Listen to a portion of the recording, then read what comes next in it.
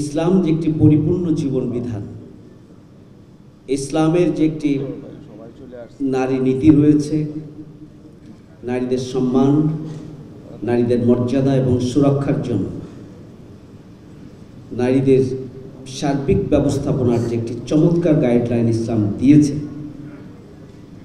সেই বিষয়টিকে পরিপূর্ণরূপে ইগনোর করা হয়েছে। মনে হয়েছে 2 নম্বর কথা এটি পরিষ্কার যে ইসলাম সম্পর্কে তাদের কোনো ধারণা, 90% মুসলমানের দেশে তাদের কোনো ধারণা আছে, এটি এখানে প্রতিফলিত হয়নি। 3 হচ্ছে এখানে খুবই পরিকল্পিতভাবে LGBT কিউকে এখানে, অর্থাৎ হোমোসেক্সুয়ালিটি, যেটা সমকামিতাকে ইস্টাবলিশ করার জন্য আইনানুগ কাঠামোর মধ্যে খুব সুকৌশলে নিয়ে আসা হয়েছে। 4, যে পাশ্চাত্য সভ্যতা যেভাবে পারিবারিক ব্যবস্থাপনাকে ভেঙে দিয়ে নারী পুরুষ একাকার করে দিয়ে যে নৈতিক যে বন্ধন, পারিবারিক যে বন্ধন এবং এখানে যে পরস্পরের সাথে সম্মান, শ্রদ্ধা, ভালোবাসা যে সম্পর্কের জায়গাটা, সেটিকে একাকার করে দিয়ে মূলত একটি পাশ্চাত্য সংস্কৃতি চাপিয়ে দেওয়ার জন্য খুবই পরিকল্পিতভাবে এই নারী বিষয়ক কমিশন সেটি রিপোর্ট দিয়েছেন। আমরা তার তীব্র নিন্দা এবং প্রতিবাদ জানাই। কোয়ালিটি সম্পন্ন আন্তর্জাতিক মানের still bar CSRM, committed for better still.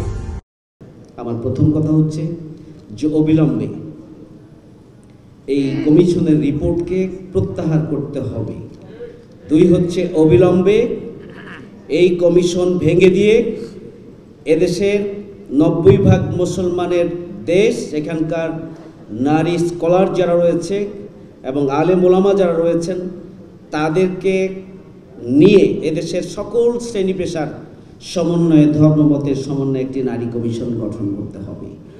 3 নম্বর হচ্ছে যে ব্যক্তিগত এবং পারিবারিক যে বিধান নারীদের জন্য ইসলাম দিয়েছে, সেটিকে বহাল রেখে অন্যান্য উপজাতি এবং ধর্মীয় গোষ্ঠী যারা রয়েছে তাদের ধর্মের নারীদের সম্মান এবং মর্যাদা সুরক্ষার জন্য যেটি রয়েছে, যদি তারা সেটি পছন্দ করেন তাহলে সেটিকেও প্রয়োজনে তাদের জন্য অ্যাকোমোডেট করে একটা নারী নীতি একটা এখানে এস্টাবলিশ করতে হবে। কিন্তু কোনোভাবেই বাংলাদেশের মতো একটি 90% মুসলমানের দেশে ইসলাম বিদ্বেষী এবং সমাজকে ধ্বংস করার সামগ্রিক আয়োজন এদেশের আলেম ওলামা সাধারণ মানুষ যাদের ঈমান আছে তারা এটি মেনে নিতে পারে না।